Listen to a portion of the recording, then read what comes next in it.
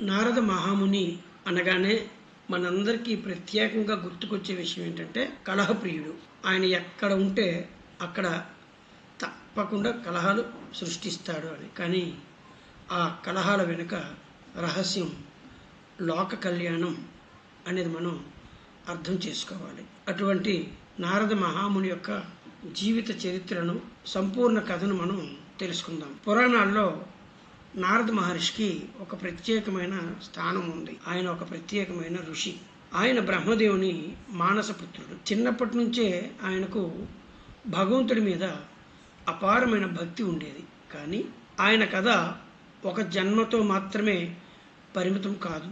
ఒక జన్మలో నారదుడు సాధారణ బాలుడిగా జన్మించాడు. అతని తల్లి ఒక సేవకురాలు. చిన్న వయసులోనే అతను మహర్షుల ఆశ్రమంలో సేవ చేసేవాడు. ఆ మహర్షులు ఎప్పుడూ భగవంతుడి కథలు, భక్తి, ధర్మం గురించి చెప్పేవారు. వాటిని విని అతనిలో భక్తి బలంగా పెరిగింది. ఒకరోజు అతని తల్లి మరణించడంతో అతను ఒంటరిగా అడవికి వెళ్ళి ధ్యానం చేయడం ప్రారంభించాడు. నారాయణ నారాయణ అని జపిస్తూ భగవంతుడిని ప్రార్థించాడు. అతని నిజమైన భక్తి చూసి మహావిష్ణువు అతనికి దర్శనం ఇచ్చి, ఈ జన్మలో నన్ను పూర్తిగా చూడలేవు, కానీ నీ భక్తి వలన తదుపరి జన్మలో నీవు నా పరమ భక్తుడవుతావు అని ఆశీర్వదించాడు. తరువాతి జన్మలో నారదుడు బ్రహ్మదేవుని మానసపుత్రుడిగా జన్మించాడు. ఆ తరువాత నుండి ఆయన దేవర్షిగా ప్రసిద్ధి చెందాడు. చేతిలో మహతి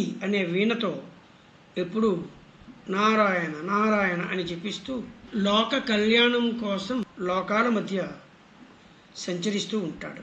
నారద మహర్షి దేవతలు, ఋషులు, మనుషుల మధ్య సందేశవాహకుడు. కానీ ఆయన కేవలం వార్తలు చెప్పేవాడు కాదు. అవసరమైన చోట ధర్మాన్ని స్థాపించడానికి, భక్తిని పెంపొందించడానికి ఆయన చాతుర్యంగా వ్యవహరించేవాడు. ధ్రువుడు అనే చిన్న బాలుడికి భక్తి మార్గాన్ని చూపించింది నారదుడే. ప్రహ్లాదుడికి విష్ణు భక్తిని బోధించినవాడు నారదుడే. వాల్మీకి మహర్షి కూడా నారదుడి ఉపదేశం వల్లే మహాకవి అయ్యాడు. కొన్ని కథల్లో నారదుడు తగువులు పెడతాడని కనిపిస్తుంది, కానీ నిజానికి ఆయన చేసే ప్రతి పని లోకాల్లో మంచి కలిగించడానికే.